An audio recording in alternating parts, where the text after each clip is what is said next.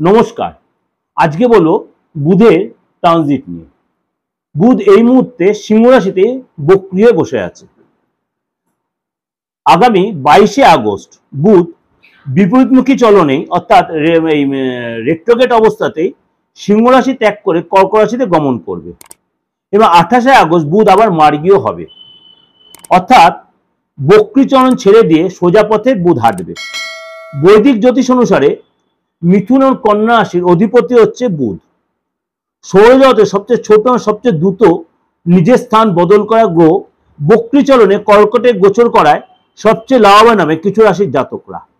চাকরি হোক বা ব্যবসা, কেরিয়ারে সব ক্ষেত্রে এরা দুর্দান্ত ফললাভ করতে পারবেন এবং সব ক্ষেত্রেই যেন একটা সাকসেস আসবে। বক্রী বুধ কর্কটে গোচর করবে কিছু রাশির জন্য ভাগ্য যথেষ্ট পরিবর্তন হবে। তার প্রথম রাশি হচ্ছে বৃষ রাশি। বক্রী বুধ কর্ক রাশিতে এলে কেরিয়ারে বড় সাফল্য লাভ করতে পারবেন বৃষ রাশির জাতকরা।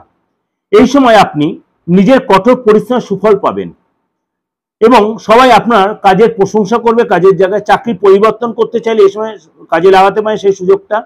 ব্যবসায়ীরা আর্থিক লাভ পাবেন এবং নিজের কথা অন্যকে এই সময় একটু গোপনভাবে মেনটেন করবেন বৃষ রাশির লোকেরা, আর চেষ্টা করবেন সব কথা সবাইকে এই সময় না জানাতে, তাহলে কিন্তু সেই জায়গায় আপনাকে একটু অসুবিধায় পড়তে হতে পারে। নেক্সট হচ্ছে কন্যা রাশি।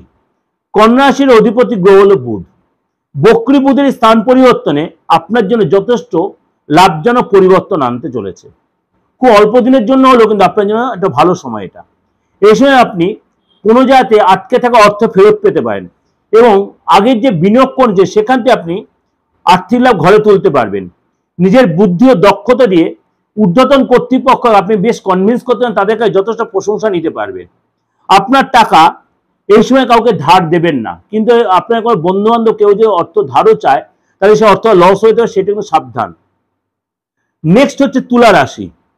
তুলা রাশির জাতকের জন্য কর্ক রাশির বক্রী বুধের গোচরের ফলে আপনার জীবনেও কিন্তু যথেষ্ট পরিবর্তন আসছে।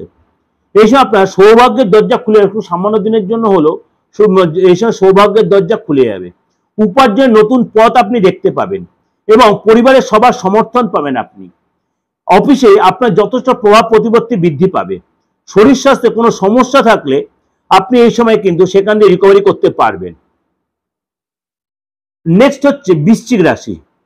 কর্ক রাশির বুধের এই গমনে বৃশ্চিক রাশির জন্য কিন্তু বৃশ্চিক রাশির জন্য সময়টা যথেষ্ট ফেভারেবল আসছে। এই সময় আপনার মনের ইচ্ছা পূরণ হওয়ার সময়, অল্প দিনের জন্য হলেও।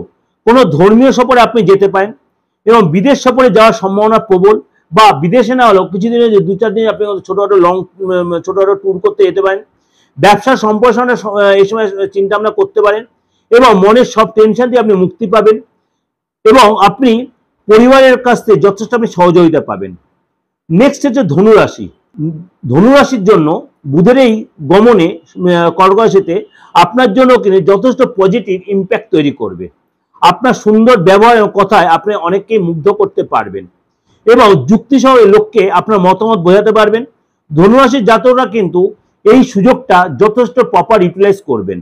ক্যারিয়ারে বড় সফলতা পাবেন এবং পরিবারের সুখ শান্তি যথেষ্ট আপনি বজায় রাখতে পারবেন এবং আপনার মনের ইচ্ছা পূরণ হওয়ার দিন। বুধের এই রাশি পরিবর্তনের জন্য কন্যা রাশি লোকেদেরও কিন্তু যথেষ্ট সময়টা ভালো আসবে। এই সময় কিন্তু আপনি সঞ্চয় করতে পারবেন এবং এসব আপনি কোনো যে বিনিয়োগ করেছে বিনিয়োগ থেকে কিন্তু আপনি অত ইনভেস্ট যে করেছে সেখান থেকে আপনি লাভবান হতে পারেন। এই সময়ের মধ্যে আপনার বুদ্ধিমত্তার যথেষ্ট পরিচয় পাওয়া যাবে, কিন্তু আপনাকে অনেক বেশি অ্যাডজাস্ট করে চলতে হবে। কাজের জায়গায় কর্মজীবন আপনার যথেষ্ট অগ্রগতি হবে।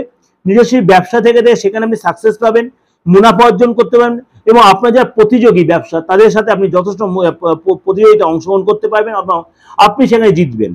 অর্থাৎ সময়টা কিন্তু আপনার যথেষ্ট ভালো থাকবে এবং আপনি মনকে খুশি রাখতে পারবেন।